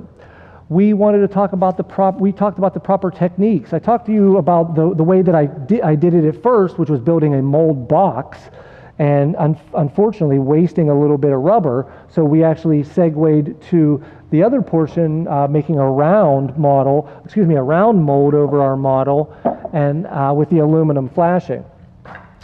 We also talked about the difference between integral and topical colorants. When we were blending our Buddy Rhodes Concrete, I used integral pigments in the blended mix. That was the sand, the dry pigment that I dispersed in my ice water. And then just a little bit ago, I applied some Buddy Rhodes glazes topically to my castings. We also learned how to mix the Buddy Rhodes GFRC. We chose the GFRC because it's the most versatile mix that we have. The bone white base, the high PSI that we can get to build these pavers. We followed the SCC recipe, or the self-consolidating recipe. We actually cut that in half. The recipe was on the screen. If you have any questions about that, don't hesitate to go to the Buddy Rhodes website. The catalog, the Buddy Rhodes catalog, has all the recipes that you need inside there.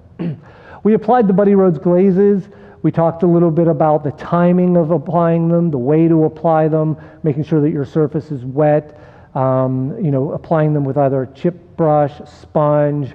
I admitted that there are other people out there in the world that can apply the glazes better than me.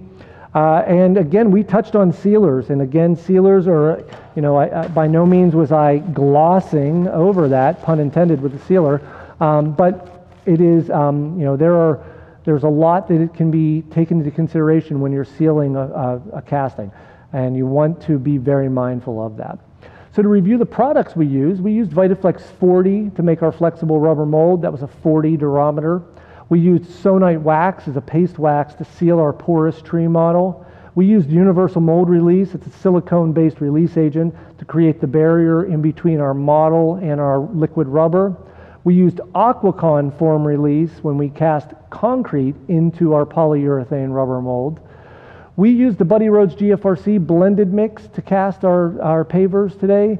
We accentuated them with the glazes. We added some sand pigment integrally. We used the Buddy Rhodes penetrating and satin sealer as topical sealers. Within that Buddy Rhodes blended mix was also PVA 15 and 100 fibers for added reinforcement. And we used water reducer 555 to eliminate the need and the want to add more water to make sure that we had that good flow for our material. So I really hope that you learned something today. I really want to thank everybody for joining in. It was a lot of fun making flexible rubber molds and then casting Buddy Rhodes concrete to make these decorative pavers. I really hope you learned something, you enjoyed something. Feel free to add any comments. I'm always looking for some thumbs up, there's no doubt about that. Stay tuned for future Smooth On YouTube live presentations. Make sure you sign up for our mailing list, and if you hit the subscribe button on the YouTube channel, you'll be alerted for those.